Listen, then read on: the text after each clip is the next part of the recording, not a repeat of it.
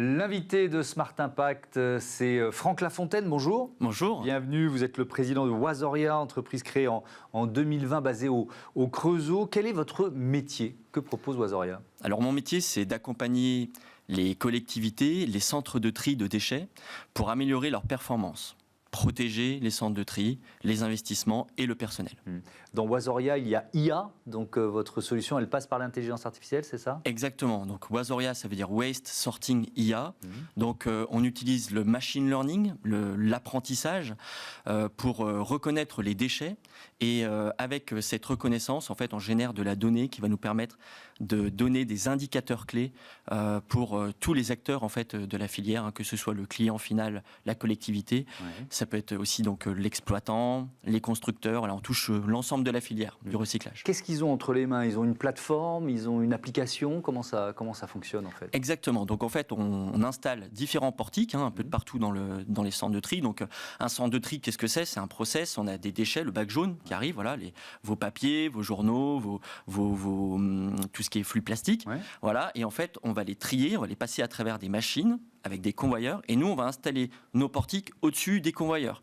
Et en analysant, des détecteurs en fait. Voilà, c'est ça. Donc c'est des caméras en fait intelligentes. Voilà, on reconnaît les déchets, et avec les différentes informations qu'on retire de ces flux, on va conclure, on va donner des conclusions qui vont permettre d'accompagner la gestion du centre. Vous avez été choisi notamment par Citeo pour détecter des objets dangereux qui peuvent aboutir par erreur dans les centres de tri. Qu'est-ce que ça a comme conséquence? De quoi on parle? De quel risque on parle? Alors c'est un risque qui se développe de plus en plus en fait. Il y a des bouteilles de protoxyde d'azote qu'on retrouve, des bouteilles de gaz.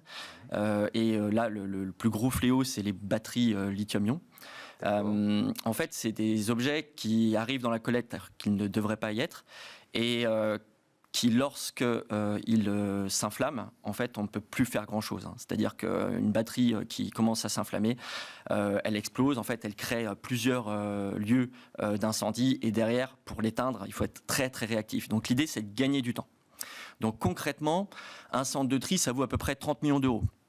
Et il y en a, en France, à peu près au moins un qui brûle par an, malgré tout ce qu'on peut mettre en œuvre. Parce que l'incendie, il peut se déclarer autant en amont que dans les lignes de tri qu'en aval. Donc voilà, notre objectif, en fait, c'est d'amener des yeux de partout dans le centre de tri pour être au plus près de la détection. Un par an, c'est quand même impressionnant ce que vous nous dites, mais beaucoup plus qu'avant. C'est-à-dire, il y a un effet batterie. Exactement. Disons les choses clairement. C'est ça. Il y a plus d'incendies dans les centres de tri aujourd'hui qu'il n'y en avait il y a 10 ans. Quoi. Exactement. En fait, c'est quelque chose c'est un vrai phénomène aujourd'hui qui arrive, et à tel point que des centres de tri ont du mal, en fait, à trouver des assureurs. Voilà, on peut imaginer, vu qu'il y a beaucoup de centres de tri qui brûlent, les coûts d'assurance sont très élevés, voire même, il va falloir aller s'assurer dans des pays lointains, États-Unis ou autres. Donc c'est très compliqué. Mais alors, ça veut dire, pour bien comprendre, vous détectez, vous scannez, caméra intelligente, tous les objets qui passent. Elles passaient inaperçues, ces batteries, avant? C'est ça que j'ai du mal à comprendre. C'est-à-dire que c'était un œil humain. Comment c'était? Qu'est-ce que vous remplacez? Vous voyez ce que je veux dire? Alors, aujourd'hui, en fait, on n'a rien. C'est-à-dire qu'on a des systèmes qui regardent les déchets en amont, avec des caméras thermiques. Si on voit un départ de feu, on agit. D'accord. Pareil sur l'aval, on peut mettre des systèmes de sprinklage qui vont traiter, on va dire, globalement la problématique. Mais s'il y a un objet... système de sprinklage, pardon? C'est des petites buses, en fait, qui injectent, qui soufflent de l'eau. D'accord, en fait, donc si on détecte un début d'incendie, voilà. On envoie de l'eau, d'accord. On envoie de l'eau, mais bon, on crée une inondation dans le centre de tri, donc c'est des jours d'arrêt, voilà. Donc l'idée, c'est de gagner du temps et de protéger l'équipement dans sa globalité. D'accord, et de sortir tout simplement les déchets dangereux qui ne devraient pas être là. Mais ça veut dire que pour l'instant, les filières je reste sur les batteries, hein, les filières de recyclage n'existent pas tellement, il y en a. ou alors sont pas assez connus de nous, quoi, du grand public. Alors il y en a, hein, il y a la filière qui récupère les piles et accumulateurs. Ouais. Mais comme beaucoup de déchets, ils vont pas forcément aux bons endroits. Voilà. Alors, qu'est-ce qui amène ce raisonnement? C'est pas évident, mais on retrouve beaucoup d'objets dans la collecte sélective qui ne devraient pas y figurer. Est-ce que le réchauffement climatique a aussi un effet? C'est-à-dire que, notamment l'été, avec des températures souvent caniculaires, est-ce que ça peut provoquer plus d'incendies dans ces centres de tri? En effet, c'est on a plus de risques en été, en effet. Et en fait, ce qui va faire que la batterie va prendre feu, c'est à la fois l'humidité et la chaleur. Et comme on est sur des déchets, en fait, on a des tas de déchets, on peut avoir cette espèce de phénomène de compostage ou de montée en température à l'intérieur en fait, du gisement. Donc l'idée, en fait, c'est de bien le suivre, ça. Donc il y a des caméras thermiques, comme j'expliquais, en amont.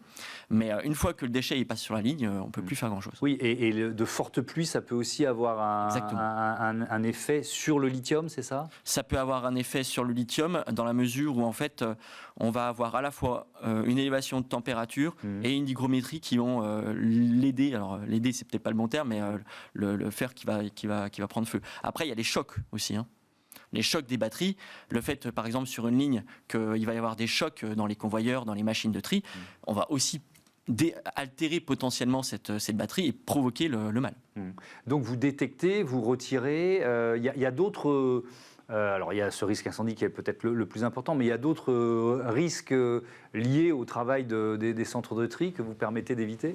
Alors un centre de tri, en fait, si on prend dans sa globalité, c'est un espace qui n'est pas évident en fait, puisque il y a des odeurs, il y a de la poussière, il peut y avoir de la poussière. Voilà, c'est un environnement qui est assez stressant en fait pour le personnel.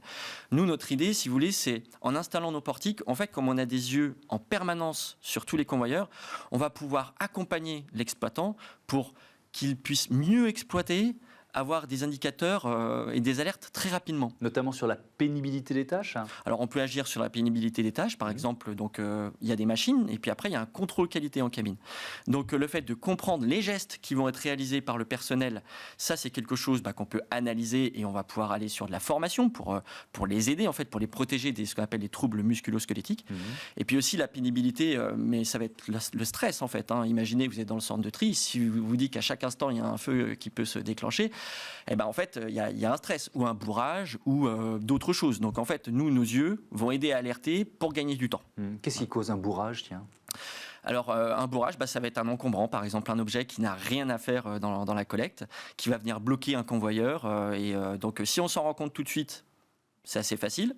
Si on s'en rend compte au bout de 10 minutes, on a une montagne de déchets qui s'est accumulée, qu'il faut sortir. Donc c'est beaucoup de perte de temps et un gros impact sur la disponibilité du centre. C'est quoi le modèle économique de Wasoria? C'est un forfait, c'est un abonnement, c'est un accompagnement au long cours? Comment vous fonctionnez? Alors on a d'abord l'installation de nos portiques qui constitue un investissement, et ensuite on accompagne avec un abonnement en fait la performance, puisqu'on améliore en fait nos portiques. Vu que c'est de l'apprentissage, en fait, on les améliore en permanence. Donc, on va améliorer la performance. Ouais. Aujourd'hui, sur tous les centres de tri français dont vous parliez, il y en a beaucoup qui sont équipés d'un système de détection, d'intelligence artificielle. Alors, on commence tout juste. C'est une toute jeune entreprise. On est vraiment au début. Ça demande beaucoup de développement. On est sur du domaine où il y a de la recherche. Donc, je travaille avec des laboratoires de recherche donc avec des thèses. Et donc, l'objectif est d'obtenir la meilleure performance. Si vous voulez, on a déjà des algorithmes qui existent. On a déjà tout ça. Mais on est dans un milieu qui est très hétérogène. Vous avez une bonne couche de déchets, vous voyez que ce que vous voyez dessus. Donc ça demande un petit peu d'ingénierie et de compréhension du déchet pour essayer et pour obtenir le meilleur résultat. Dernière question, parce que je vous écoute depuis tout à l'heure, je me dis qu'il y a vraiment une éducation finalement au tri à faire. On a beaucoup progressé, on n'est pas là pour s'autoflageller, mais il y a encore beaucoup de travail d'information comme ça à faire auprès des Français, auprès du public. Alors effectivement, et ce domaine d'information, on va pouvoir l'accompagner. C'est-à-dire qu'en janvier 2023, le tri a été simplifié. Vous avez pu mettre dans votre bac jaune tous les emballages pour que ce soit plus facile pour votre geste de tri. Nous, dans les centres de tri, l'implication, c'est que on a beaucoup plus de déchets, c'est beaucoup plus hétérogène, ce que j'expliquais. Mais avec tous les indicateurs qu'on va pouvoir ressortir, on va, vu qu'on est sur de la vision, on va pouvoir prendre des images, des photos et pouvoir sensibiliser les personnes en fait au tri citoyen, à l'amélioration du tri et donner toutes les informations, notamment aux collectivités, pour qu'elles puissent mesurer leur performance et le conseil qu'elles apportent aux citoyens. Merci beaucoup Franck Lafontaine et à bientôt sur Bismart. On passe à notre débat tout de suite, le financement des associations en danger.